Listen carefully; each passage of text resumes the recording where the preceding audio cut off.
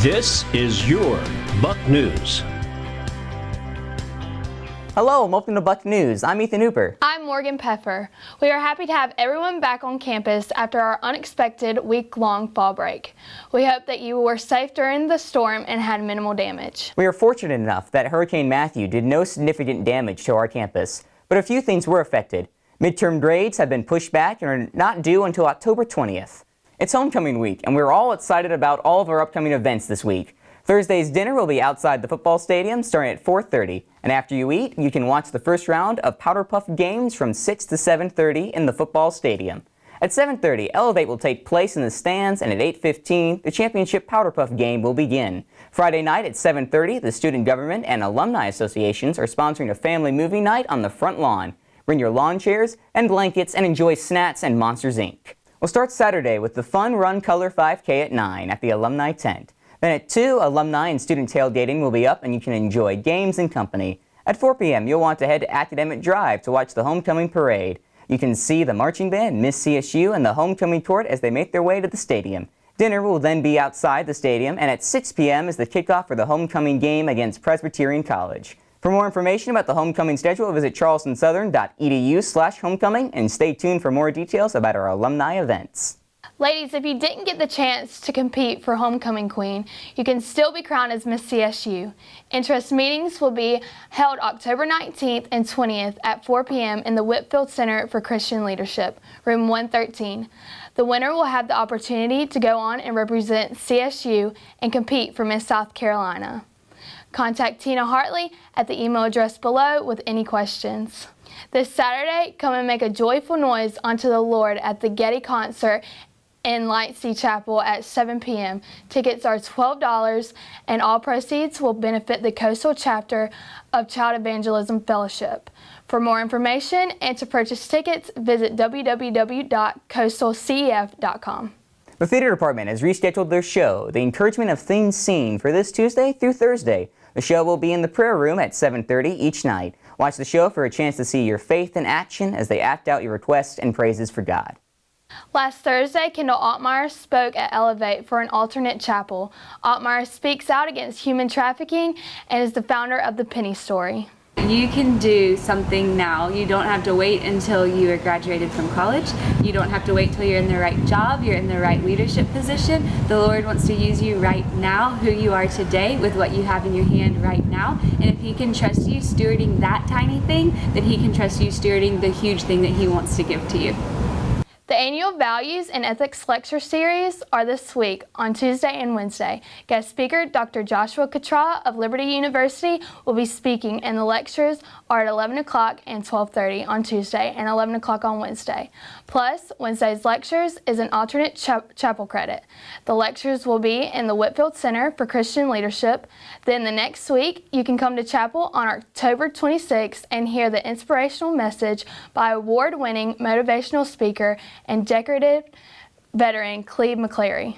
Here at CSU, we're encouraged to take opportunities to grow in our faith. Each Monday, students are welcome to join the prayer circle outside of Lightsey Chapel beginning at 7:30 a.m.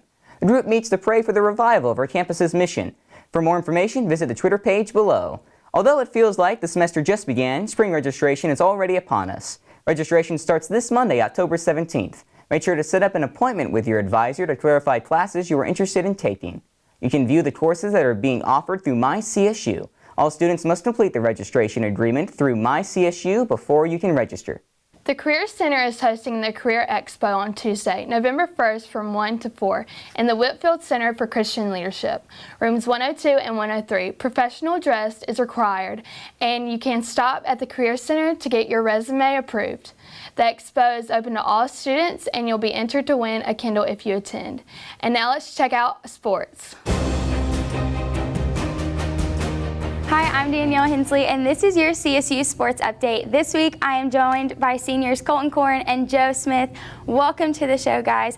We first want to talk about the Coastal game 3 weekends ago. Haven't got to cover that yet, but as seniors, how is that beating them finally, first time there since 2008, and double overtime is a pretty intense game. It was a phenomenal game. We've never played in a game like that where so many points were scored. And it was also special because we're not going to be playing them in the foreseeable future, especially us because we're graduating, but CSU as a whole. this is the last time they're scheduled for the next couple of years. Yeah. Yeah, definitely. Going up there, we struggled. We lost by a lot, last time we played up there. And, it was exciting to go in and finally get a W up there. Yeah, for sure. Now, this weekend is homecoming. Huge game for us, obviously. We are playing Presbyterian. We beat them last year. How are y'all preparing for them this year? Go. I thought you were answering this one. Well, we've had like 10 practices ready for this game. We practiced really hard this past week. Then 2 weeks ago we had the storm, which kind of knocked out some practice time. But having this extra bye week's really helped. So we practiced really hard this past week, and this week we're going to kind of just focus on the mental part of the game and focus on what PC does and what we can do to combat it. For sure. And what do y'all need out of our fans? We're expecting a larger crowd with it being homecoming, so what do y'all need to win? Oh yeah, we need the fans to show up early. Be loud. They've been great for us in our home win streak especially, and just show up and get buck wild. For sure. All right, to kick off the show, you can go ahead and take it away. To start us off, our Lady Buck volleyball team beat UNC Asheville and Radford last week, both with a final score of 3-1. They ended the week battling out against Liberty University to a close 3-2 loss. Sophomore Addie Caddy led the Bucks in kills in all 3 games. She added 47 kills this week and now has 242 for the season. You can catch the Bucks on Friday in the Buck Dome at 7 p.m. for their Dig Pink game against UNC Asheville. The cross-country teams travel to Kernersville, North Carolina this weekend to race at the Vert Cross Invitational hosted by High Point. Jarek Wilson led the Bucks, finishing 77th overall in a field of over 200. Wilson finished with a time of 26:36.48. For the women, Maddie Burkholder was the top runner for CSU. Her 6K time of 24:28 was good enough for 94th overall. The Bucks will get an off week before competing in the Big South Championships on October 28th. Shout out to the track and field team who volunteered at the Low Country Food Bank on Saturday. The team packed 800 boxes for the school pantry program. CSU soccer suffered 2 losses this past week. Wednesday's loss at Presbyterian came by a 3-2 score. Kelly Hinkle set up a goal before scoring one herself, giving the Bucks a 2-0 lead. But the Blue Hose came all the way back to take the lead and hold off CSU in the second half.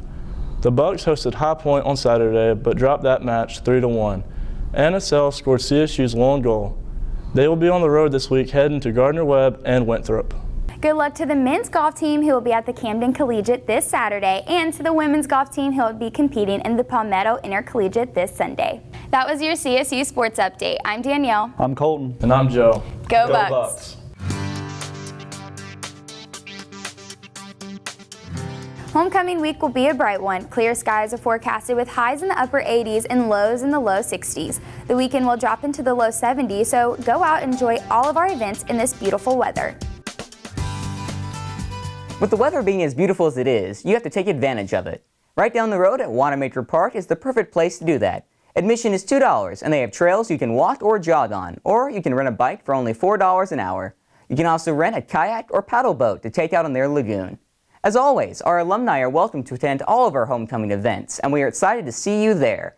Remember that if you do the fun run, you will get a free homecoming shirt. The run is Saturday morning at 9, and you can contact Rebecca Poison at the email below for more information. And check out the website for details and schedule. Over the weekend, hundreds of high school students came and got their first look at CSU. Students got to meet with financial aid, professors from their desired majors, and got to visit with different clubs and organizations that they would be interested in joining. Parents also got the chance to sit in on an info session where all their possible questions were answered. You now know that homecoming is this weekend, but did you know that homecoming was first celebrated during basketball season here at CSU? The football program didn't start until 1985, and it was only a club team, so the queen was crowned during halftime at a basketball game. If you would like to vote for our homecoming queen and king this year, you will receive an email inviting you to cast your vote. And that's your Buck News for this week. To submit news, photos, or video, email bucknews@csu.niv.edu. Have a great week and go Bucks!